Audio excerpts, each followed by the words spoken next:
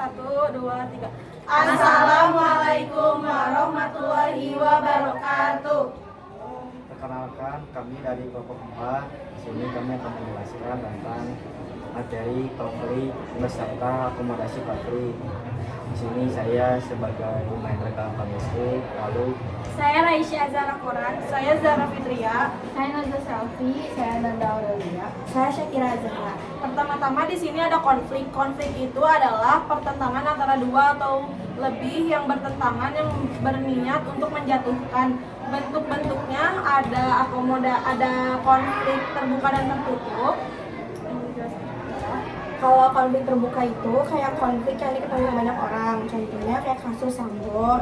Terus kalau misalnya konflik tertutup itu adalah konflik yang hanya diketahui oleh pihak tertentu, contohnya kayak permasalahan keluarga yang hanya diketahui oleh keluarga saja. Lalu ada konflik vertikal dan konflik horizontal. Konflik horizontal itu konflik yang terjadi antara individu atau kelompok yang status sosialnya sama. Kayak misalnya tawuran pelajar. Nah, lalu ada konflik vertikal. Konflik vertikal itu konflik antara individu atau kelompok yang status sosial atau kekuasaan kewenangannya berbeda. Kayak misalnya pertikaian antara bos dengan pegawainya gitu. Selanjutnya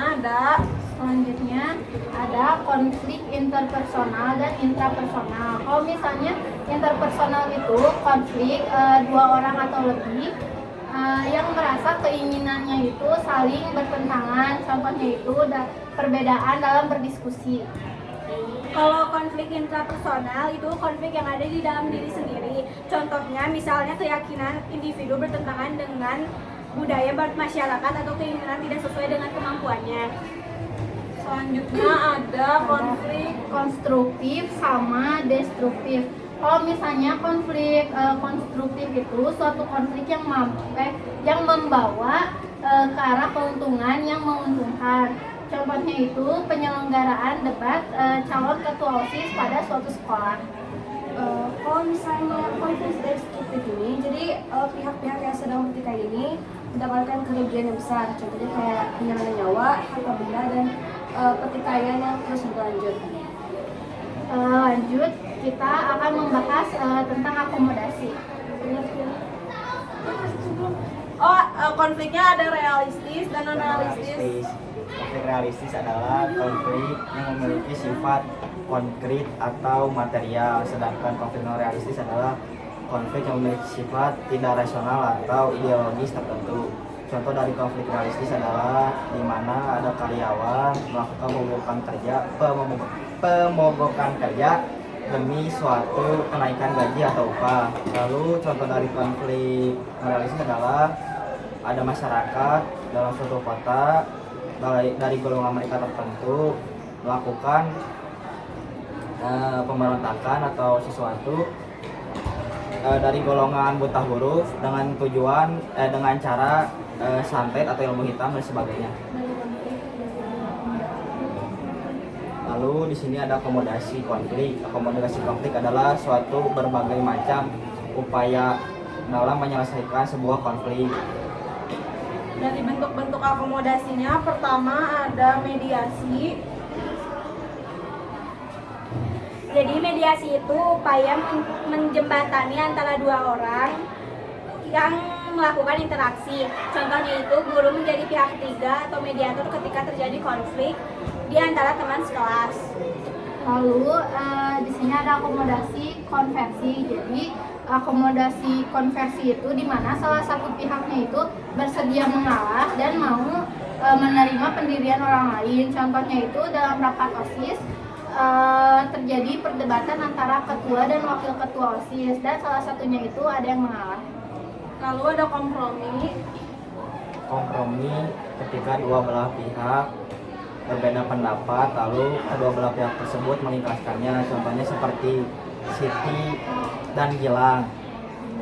Ketika mereka sedang mengalami kecelakaan, keduanya tersebut menuntut untuk mengganti rugi dan pada akhirnya mereka saling mengikhlaskan. Jadi selanjutnya ada akomodasi jalan buntu. Jadi artinya tuh ada dua pihak ini sama-sama kotanya tuh seimbang. Jadi mereka nggak bisa maju, nggak bisa mundur, dan akhirnya mereka akan berhenti di satu titik yang mereka nggak menang, nggak kalah. Ada arbitrasi. Arbitrasi adalah penyelesaian dengan adanya pihak ketiga sebagai wasit untuk mendapatkan mendapatkan tujuan kayak buat yang mengaitkan antara satu sama lain. Contohnya kayak misalnya ada pertikaian siswa, ada guru BK jadi wasitnya atau jadi pihak ketiganya untuk menyelesaikan baiknya masalah itu.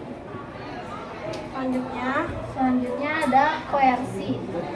Jadi koersi ini satu pihak itu mengancam pihak yang lain baik secara fisik maupun mental. Jadi contohnya itu kayak preman yang melarang orang di pasar atau di tempat lainnya. Lanjut, di sini ada konsiliasi. Konsiliasi adalah salah satu bentuk pengendalian masalah sengketa atau konflik sosial utama. Contohnya itu penyelesaian masalah antar pengurus RT di mana akhirnya mereka bersepakat untuk menunjuk lurah sebagai konsiliatornya. Selanjutnya terakhir ada Adjudikasi. adjudikasi adalah cara menyelesaikan konflik melalui pengadilan atau sidang. Contohnya kayak kasus pembunuhan yang harus dibawa ke persidangan untuk menghukum pelaku. Sekian penjelasan tentang konflik dan akomodasi dari kelompok. Mohon maaf bila ada kesalahan. Wassalamualaikum Warahmatullahi wabarakatuh.